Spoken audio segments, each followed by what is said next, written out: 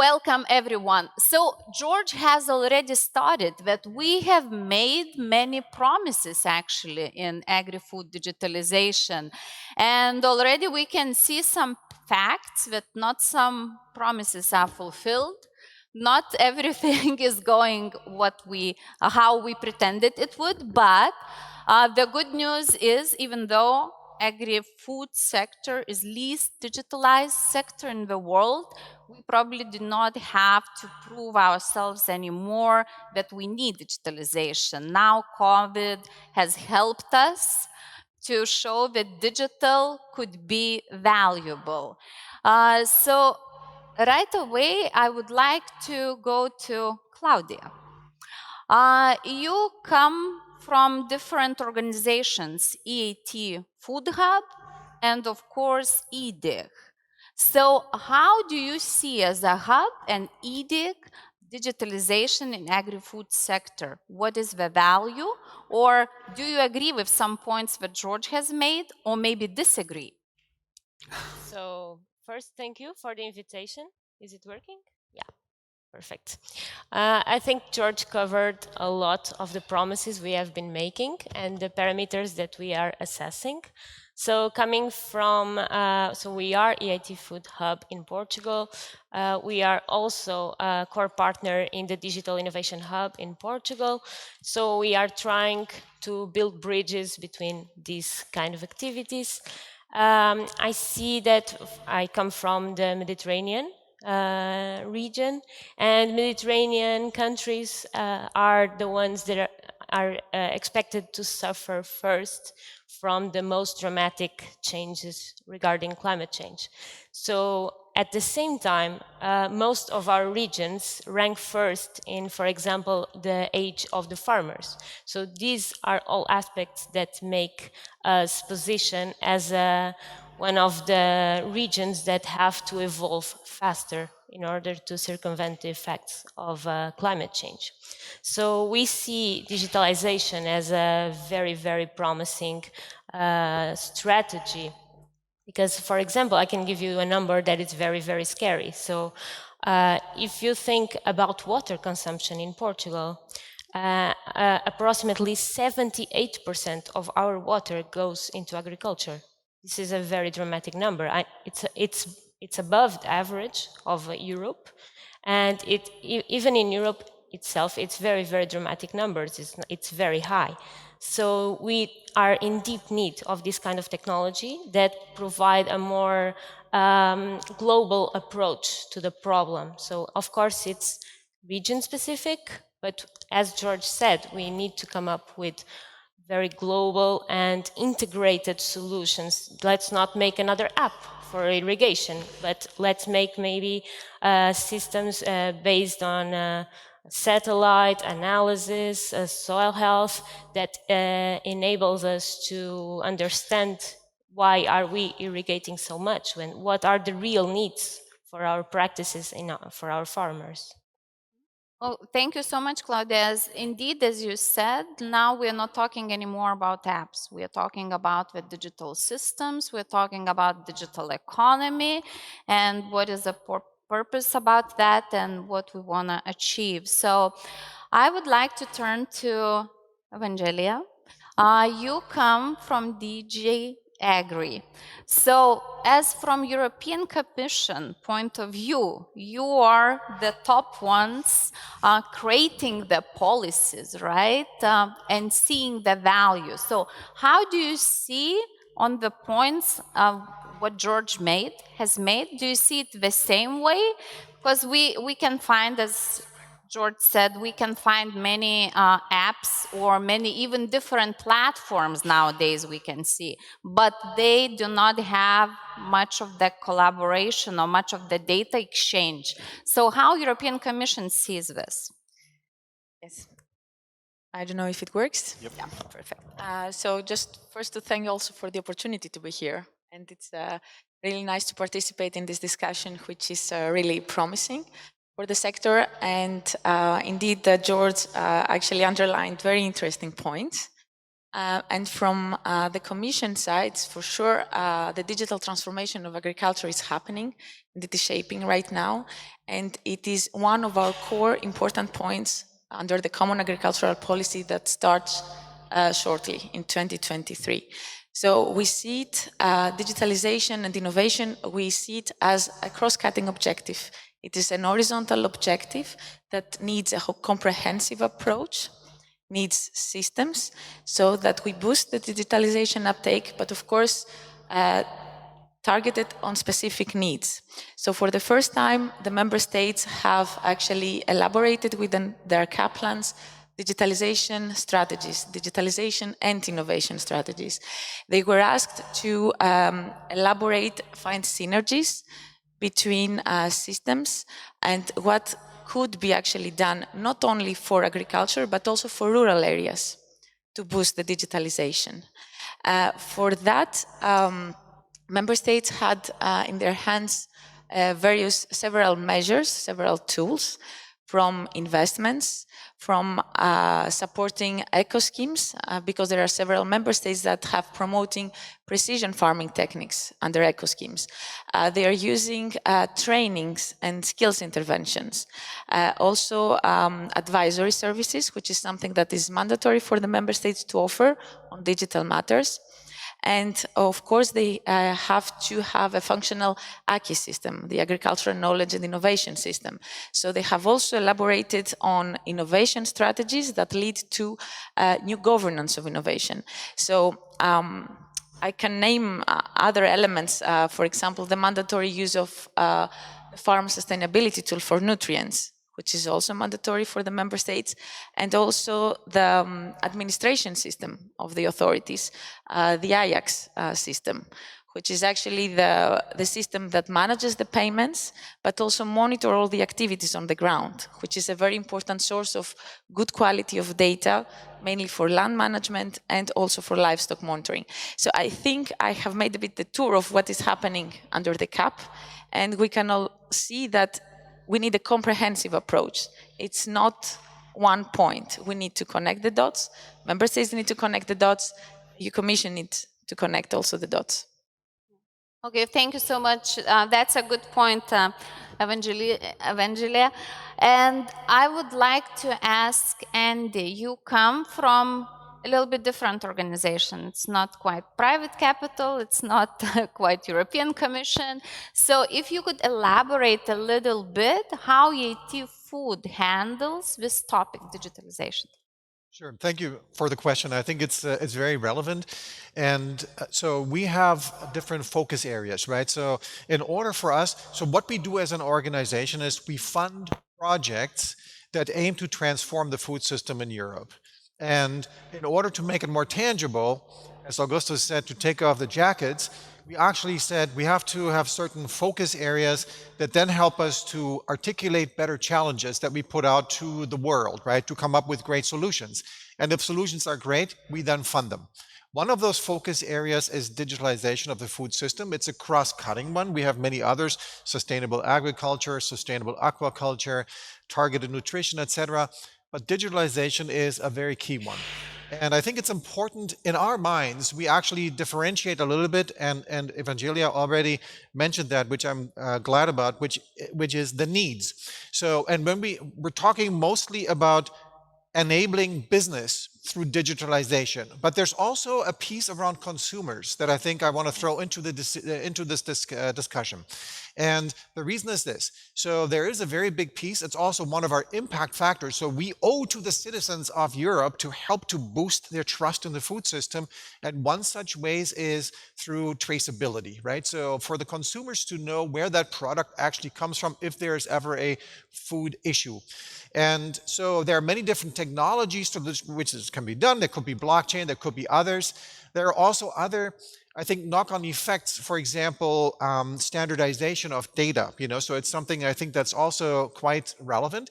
But mostly what most of the work is done today is in enabling business and farmers, which is completely valid. But I just want to say, again, there's a traceability piece. There's also a piece around environmental food labeling. Will also require to do life cycle analysis, and that's a process that's very, very IT intense, right? So, and there are, I think, needs around doing something on digitizing that whole process of data capture, data processing, data storage, and everything from farm to fork, in actual fact. And that's also a little bit stronger focus on the consumer. So again, to us, yes, we enable the business side, the whole value chain, everything, but also the consumer side. So I just wanted to throw that in there because that's a very important piece. To us, we always say the consumer's in the center of everything that we do. And that's why digitization to us also means the consumer side. Thank you so much, Andy. That's a great point on consumers. I'm gonna jump really quickly to George. And what is we did not hear directly about consumers in your presentation, but maybe societal sustainability talks a little bit about that. If you could say your opinion on this. Yeah, I think that's exactly where these data spaces or these extended data platforms comes from. It's not what we see already that in the, let's say, the preparation phase that the public information, so the Ajax system will be part of this data space. So people can, and the idea is that in data spaces, we provide the European citizens with access to, let's say, all data you can think of. What we see is the public data, the data from the governments, and they are also collecting data about the LCA information about the different products. We know about dairy is under fire now. The private sector companies, they bring data in this data space. And what we need to, and what we see is that we need, from the user side, there will be applications or, let's say, instruments for citizens, but I think, to be honest, more for NGOs to represent groups of citizens, to have access to those data and take the information out of it that they want to publish, to demonstrate to the public, I think. And that's the idea of the data space, is to make all information that is available in different stakeholders, to make it accessible for the European citizens and business. Thank you, George. Great point. And I left Egidijus for the end on purpose to talk last. I'm going to tell you why. Because you, with your company, you're doing research right now. But I'm going to let you tell you a little bit, everyone, what kind of research you are doing and what are your findings, because you are directly going to the farmers and asking them what they think about digitalization. Yeah? Yep. Yes? Okay, so how many minutes do I have? Oh, please, please, I'm gonna watch the time.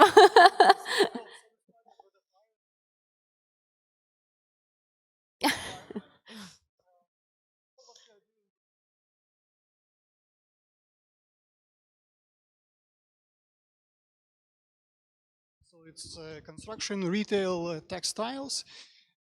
Yeah, so we are very much going into it. We're actually cooperating with a number of digital innovation hubs, including, of course, Lithuanian AgriFood Digital Innovation Hub.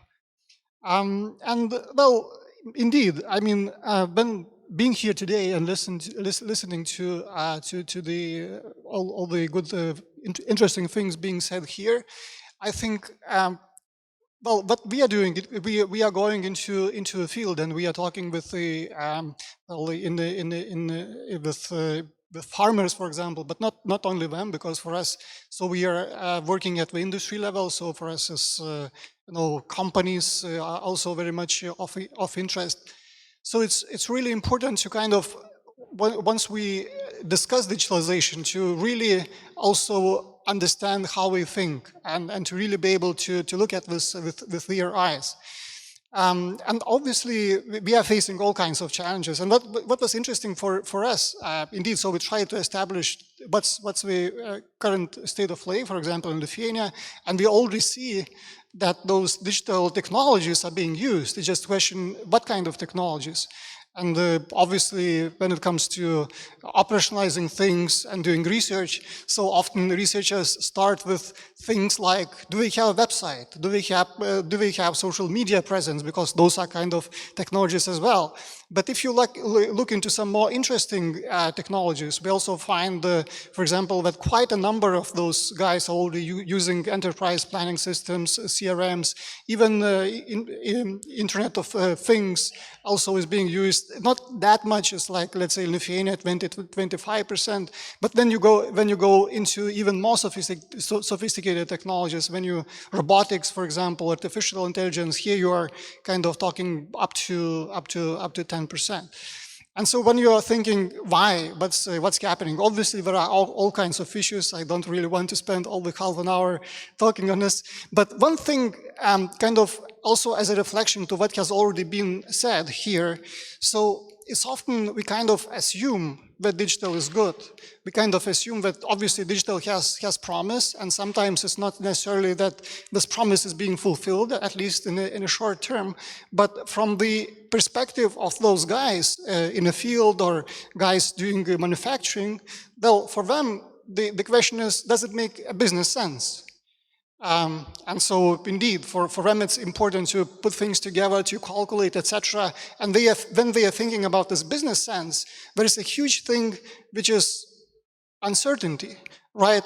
Because what we are talking here, and it's easy for us, so we are speaking about the potential, about the rewards, but risks is also an important side of the equation. And quite a few of those guys out there, when we are taking their decisions, we obviously take this uncertainty into consideration, and that's one of the reasons why we are kind of moving slower than we would perhaps want them to.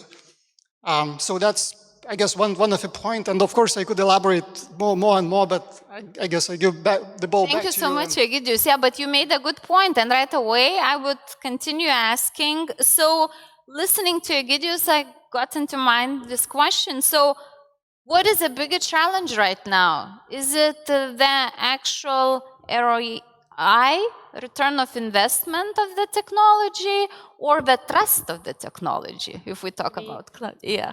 Let me see if it works. Yeah, I think mine works. So actually, yes, listening, I was also thinking that we, as you said, we connect. Our aim is really to connect between different stakeholders. So the farmers, we have industries, we have researchers, and we are a bit in the middle and trying to connect every dot.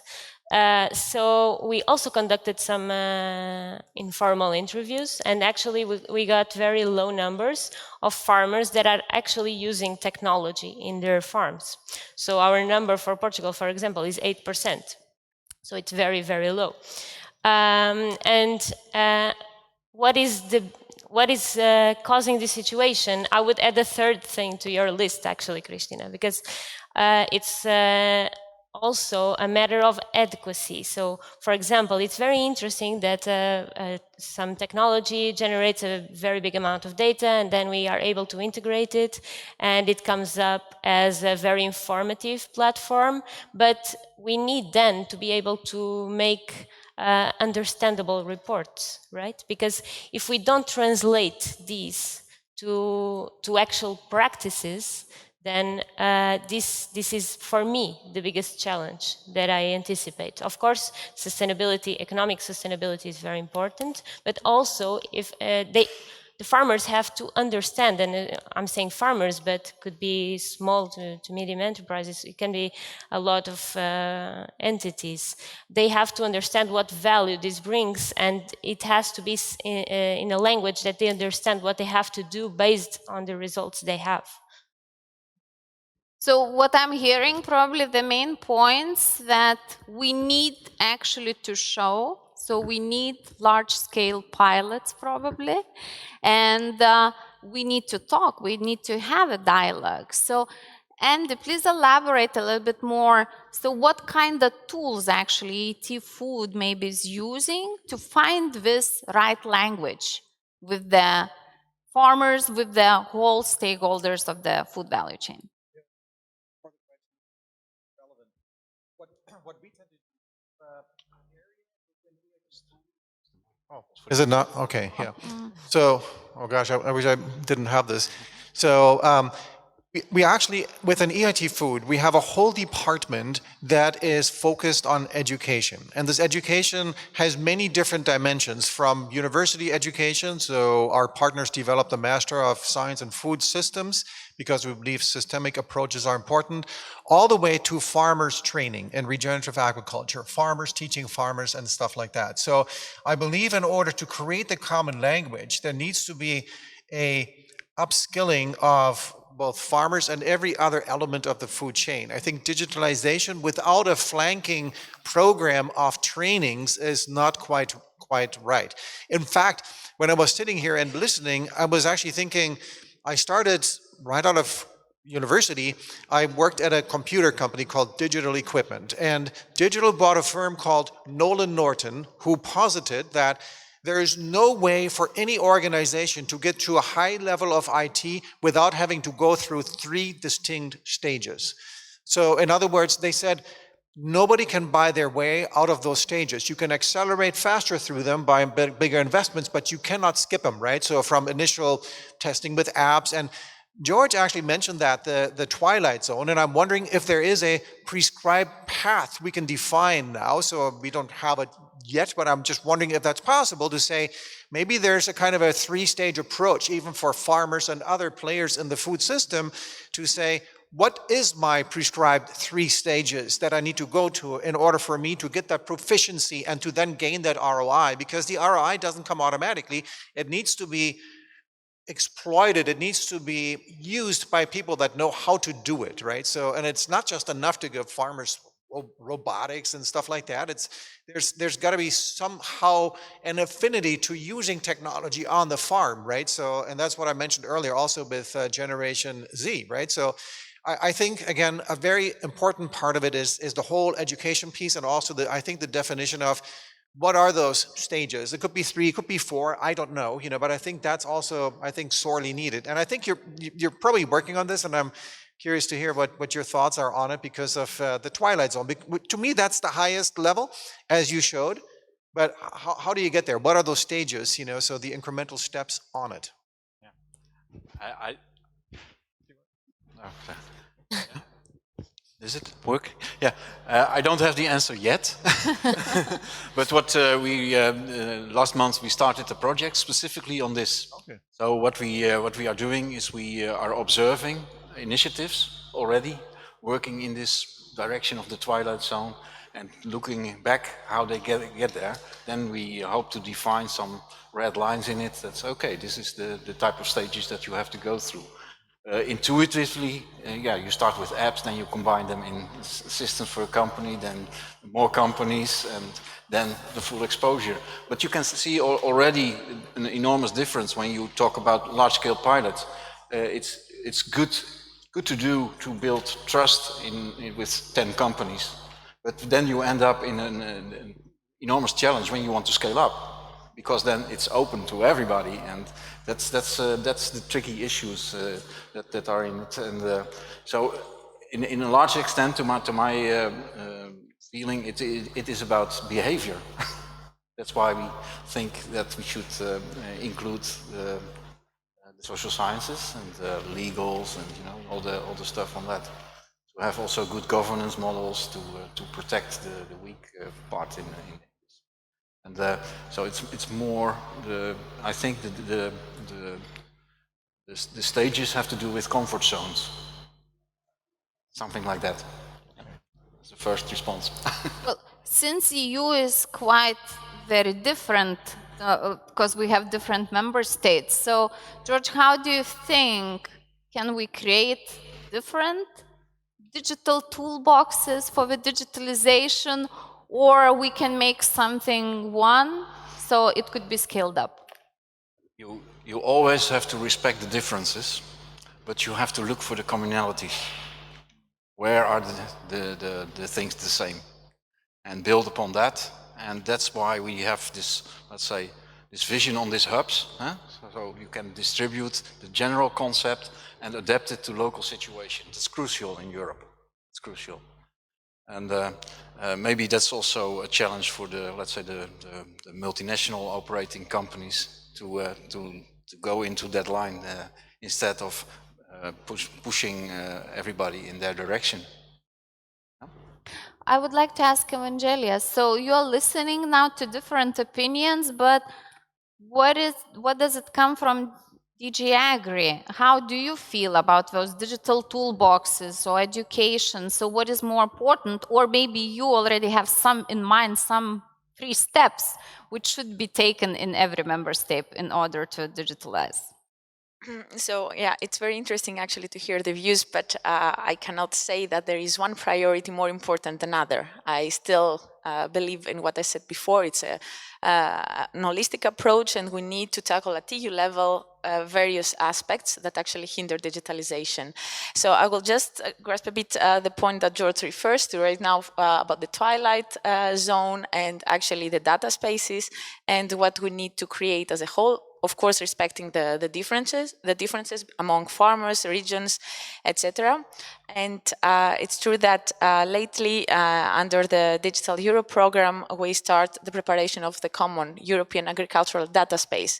So to bring all these data platforms together, to identify the data sets that are important for agriculture, that are useful for agriculture, and from that, of course, to standardize, to ensure interoperability aspects, so that all stakeholders, not only businesses, because also from our side, what is important is that farmers actually harvest the potential of data, of the value of data, and of course the public authorities. So all of them have access, they can share the data in a trustworthy manner, in a responsible and fair manner, so that not only, let's say, the big tech companies would actually benefit from that. So that would be, let's say, the part on the data space. But of course, on the other side, farmers, as it was already said before, they might not have the knowledge or the skills actually to move towards this direction. And that's why measures are needed from that side.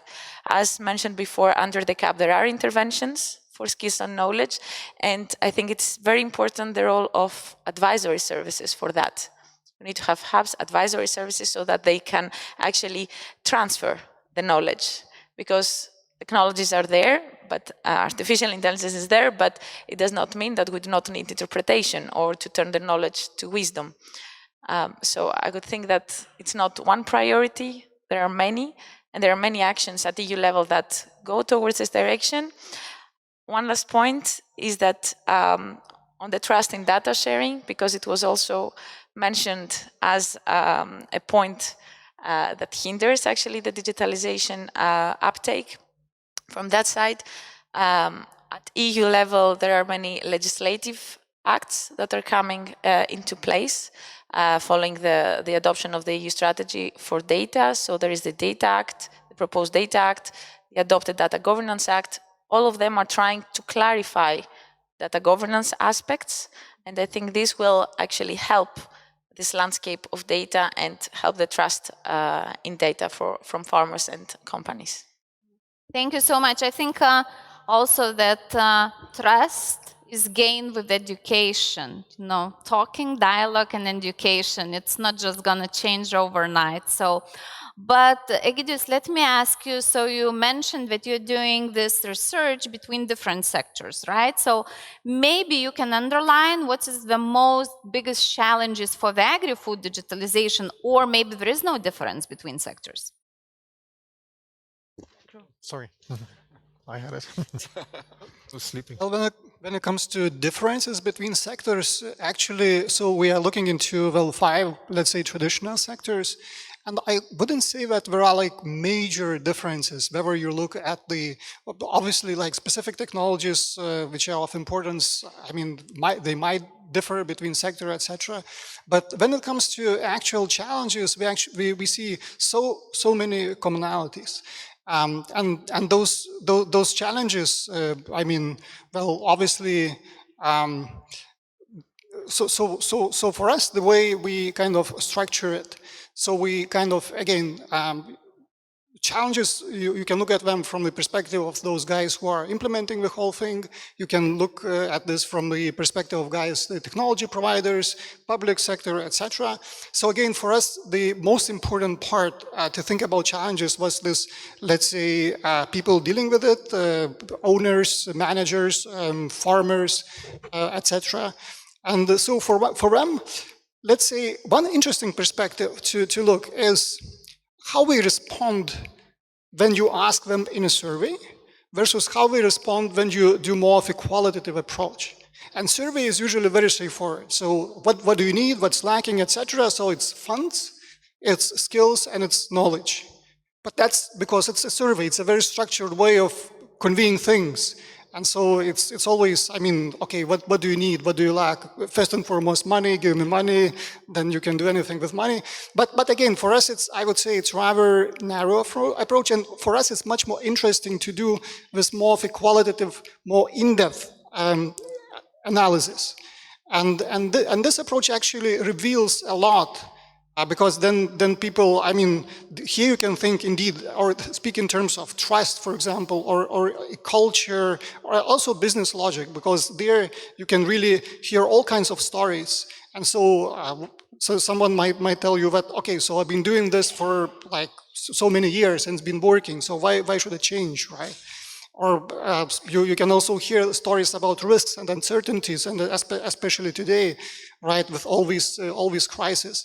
So there is, I mean, this important part, and it has also been mentioned here in various terms, right? The need for education, etc. Trust has been also mentioned, but that's also very much part of a challenge.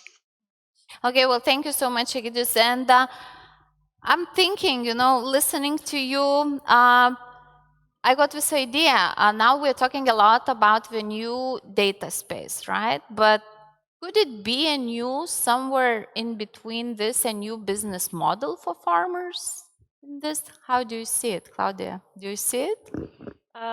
Sure. So I think that this may be an important matter for the digital innovation hubs to work on with the farmers and the farming businesses.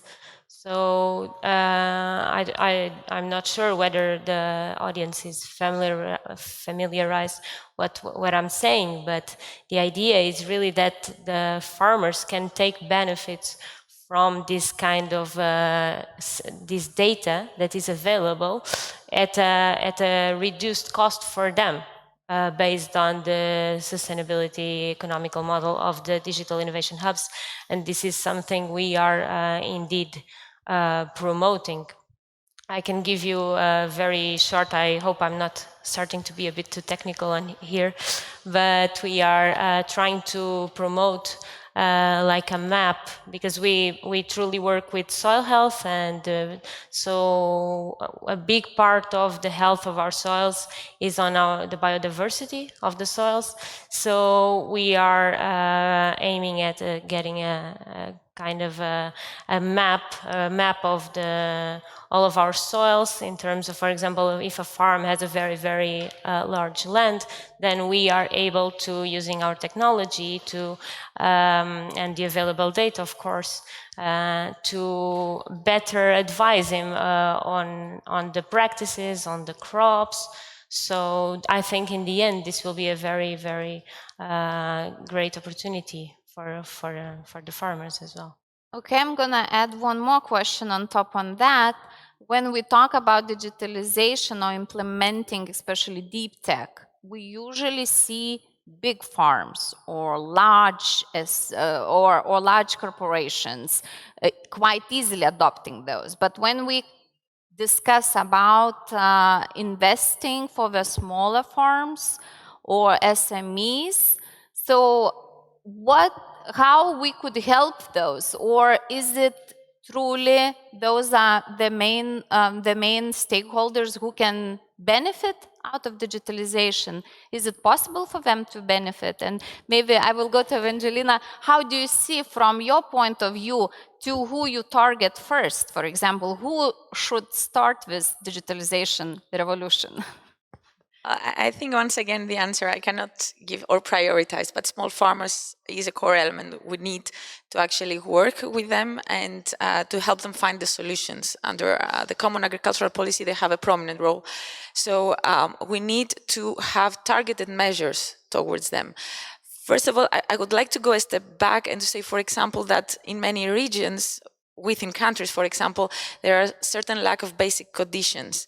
So there is a lack of connectivity or lack of infrastructure, not only from internet side, but digital and data infrastructure. So from that side, small farmers would be really helped if this kind of basic condition is really solved. So otherwise they cannot even use technologies, not at all. And of course, not to forget that this will help also the rural areas development, which was also mentioned before.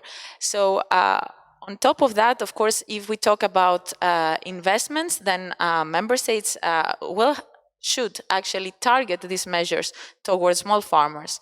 They should, for example, have measures like in order to investigate whether business models or the other database solutions can be found for small farmers and also for less advanced farms. They should not be left behind.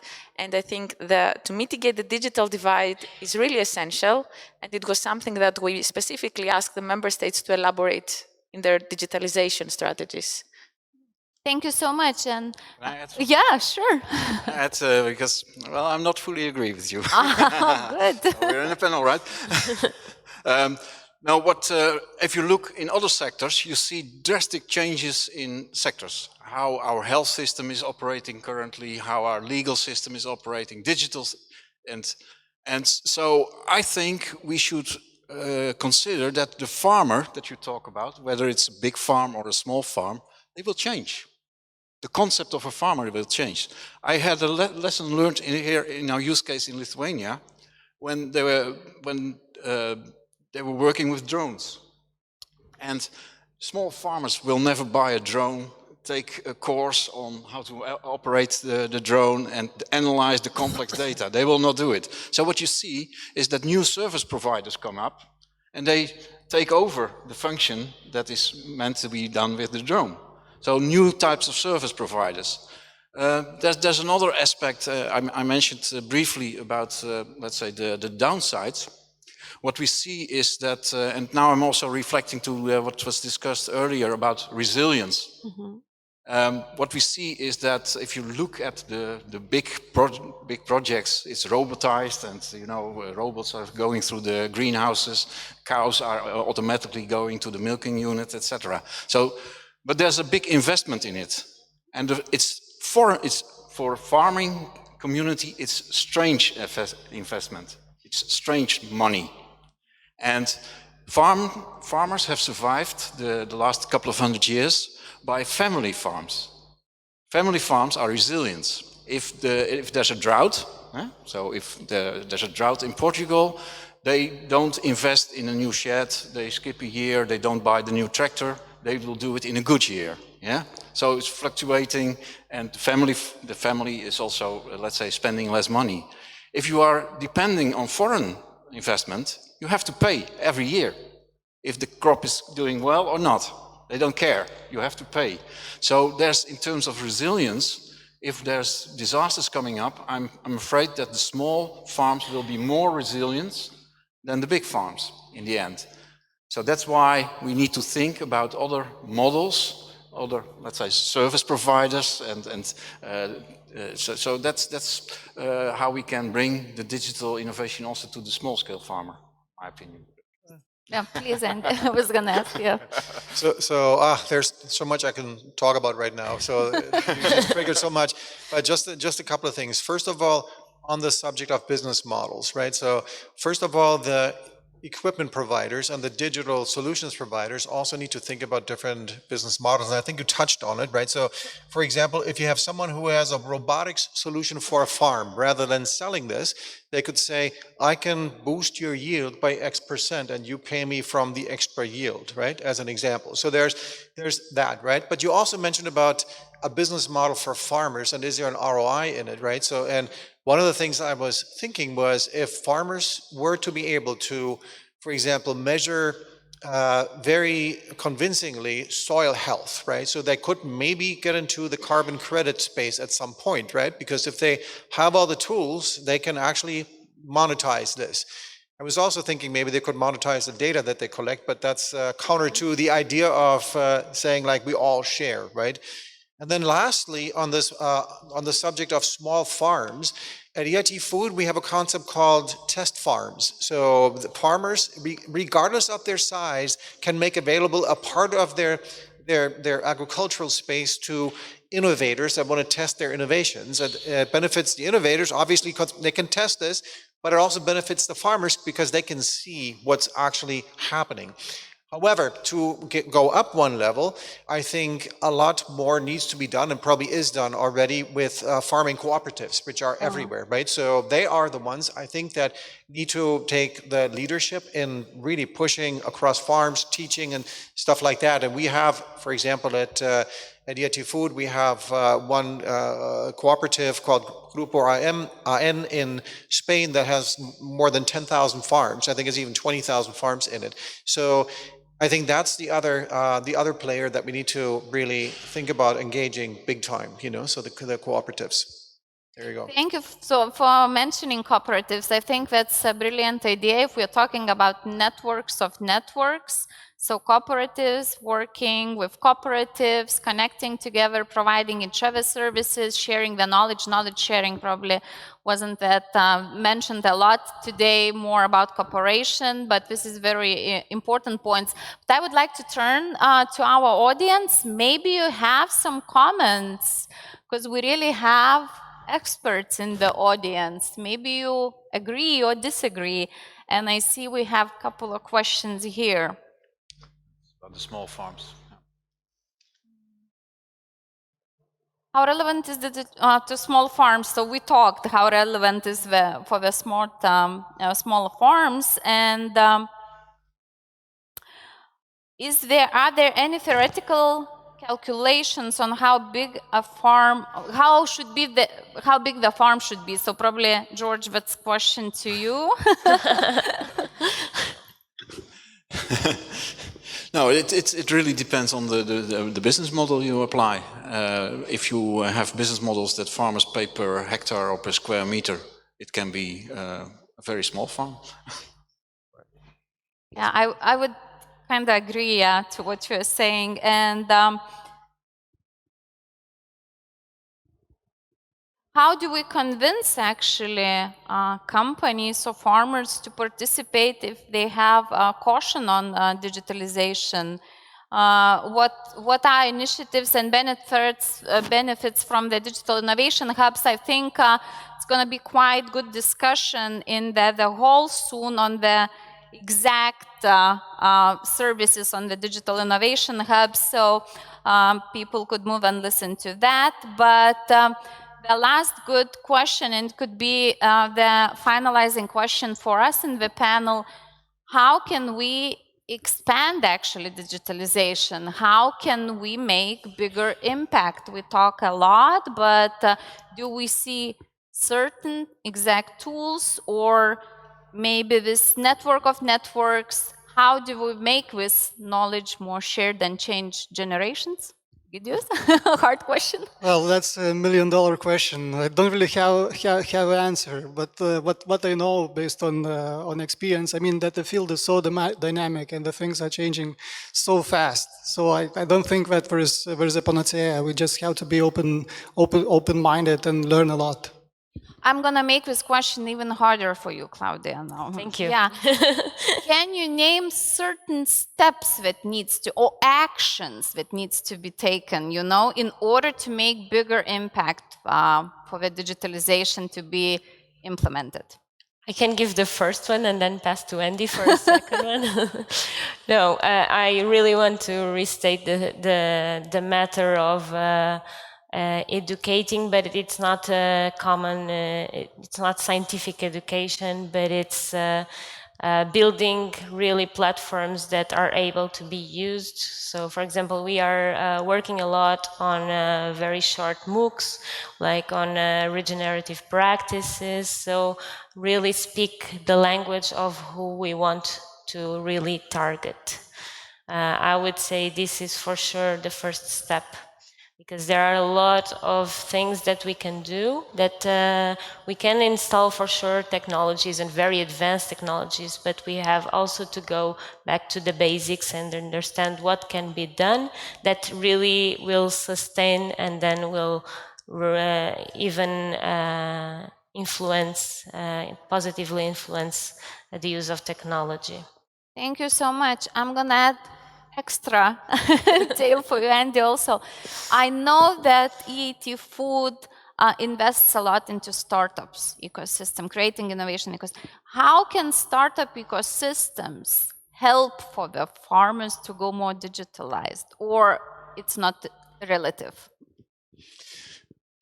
So I think it is relevant. I mentioned already the test farms, which is one way by which the startups can engage. But I think, again, I was just thinking when we were talking, the previous question you had, how can we expand, or the audience had, how can we expand beyond the usual suspects, right? So, and I think besides the cooperatives, there's also the associations, right? So a few years ago, I was invited by the South African Avocado Growers Association to speak to them and have a workshop on open innovation. And I think a lot of the digitalization efforts, particularly when it comes to yield on the farms and new methods, are also specific to the particular crops that they're growing. And that's why I think associations and the cooperatives both need to be triggered. And that's also how the startups, I believe, could also go and help to sell their technologies, right? So both to cooperatives and to the associations. So particularly if they have crop-specific technologies, I'm thinking, for example, robotics that are doing picking, or robotics that are doing weed zapping, that might be very much tied to one particular crop, So I think those are ways by which those startups could do this. And of course, many of the startups also get investments. So I mentioned that. And I think the investor community oftentimes has excellent ways to open doors for them to those communities that gives them access to the particular future customers, I think, so that's the other avenue that they can take. Thank you so much, Andy. Evangelina, I'm going to listen to your opinion. How can we make even bigger impact? How can we expand beyond our already tools that we have and we are using? I think we already described the tools, and now we have to see a bit what will happen in the future, because the measures are there, so we need to see whether they work or not. And at the EU level, we have, let's say, for the moment, the 3 pillars. I would say the Common Agricultural Policy, the EU Strategy for Data, and we have also the Research and Innovation Framework. We have to make really tailor-made measures, and from the Commission side, we're already reflecting of what will happen in post-2027. We know that there will be various implications from digitalization for farmers and rural communities, and we need to strike the right balance. So we're already, let's say, are launching studies in order to see what will be these implications, so to propose the right policy framework for the future. Thank you so much. And George, you started. Now you have a final word to say. Yeah, well, I think the people from the Commission should know that my solution is replication. What do I mean? We have to be aware that depending on how you count, it's 2 to 5 million farmers. That's what we have. And looking at what's happening, I can identify, let's say, 100. And if I expand a little bit, 200 good practices, good solutions for all those promises, right? So how to bring the promise, the good practices to those millions of farmers? And I think what should help is that we have programs. We have programs for rocket science. We have programs for startups, but there's something in between. And I call it replication. And that's why my heart is at the Digital Innovation Hubs, to bring the good practices to the local digital innovation hubs, so they can adjust it to the local situation and promote the solution over there. So make use of the 200 good practices. by replication. And I would appreciate if the Commission is launching programs for that. Thank you so much. So thank you for the discussion. Thank you, and let's get a big applause.